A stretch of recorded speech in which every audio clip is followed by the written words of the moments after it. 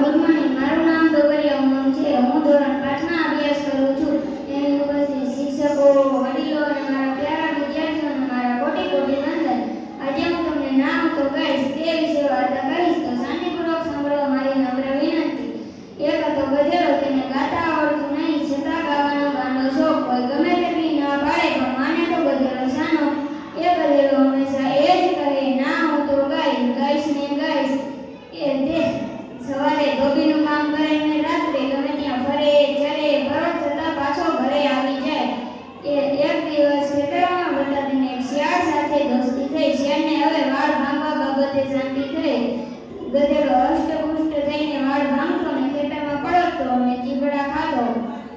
એક દિવસ ગધેડો ખેતરના વચ્ચે જઈને બોલ્યો, આ કેવો સરસ ખીલ્યો છે પૂનમનો ચાંદો. આ વાતાવરણમાં તો મને ગાવાનું મન થાય છે. શિયાળ બોલ્યું, અલિયા મૂર્ખ, આપણે ચોરી છીપીથી બીજાના ખેતરમાં ચીબડા ખાઈ રહ્યા છીએ.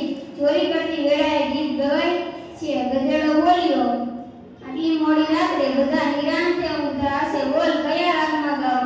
શિયાળ બોલ્યું, તારામાં મગજ નામની ચીજ છે, તું ગાઈશ તો બધા રખેવાળો જાગી જશે ને આપણે જોડી નાખશે. ગધેડો શિયાળ મનમાં સમજી ગયું કે આ ગધેડો હવે ગાયા વિના નહીં રહે. શિયાળ બોલ્યું, સારું ઉભો રે, હું વાળની બહાર રખેવાળાનું ધ્યાન રાખું છું. ગધેડો ડોક ઊંચી કરી ગાવા લાગ્યો. મોચી મોચી સાંભળી રખેવાળો જાગી ગયા અને ગધેડાને બરાબર જોડી નાખ્યો. ગધેડો ઘાયલ થઈને પડી ગયો. પછી રખેવાળે ઉખલું ગધેડાના ગળામાં બાંધ્યું ને બે ચાર દંડા ફરી લગાવ્યા. ગધેડો પણસતો રહ્યો. ગધેડો લંગડાતો ચાલવા લાગ્યો. શિયાળ વાળની બહાર ક્યારનો તમાશો જોઈ રહ્યું હતું. ગધેડો નજીક આવતા શિયાળ બોલ્યું, વાહ ગીત વિશાદર ગધેડા શ્રી, તમે તો બહુ સરસ ગાયું. રખેવાળે ખુશ થઈને તમને કેવો સરસ મજાનો પ્રસાદ આપ્યો, વળી આ ગળામાં ઇનામ પણ પહેરાવ્યું. ગધેડો પણસતો ફરી ગાવા લાગ્યો,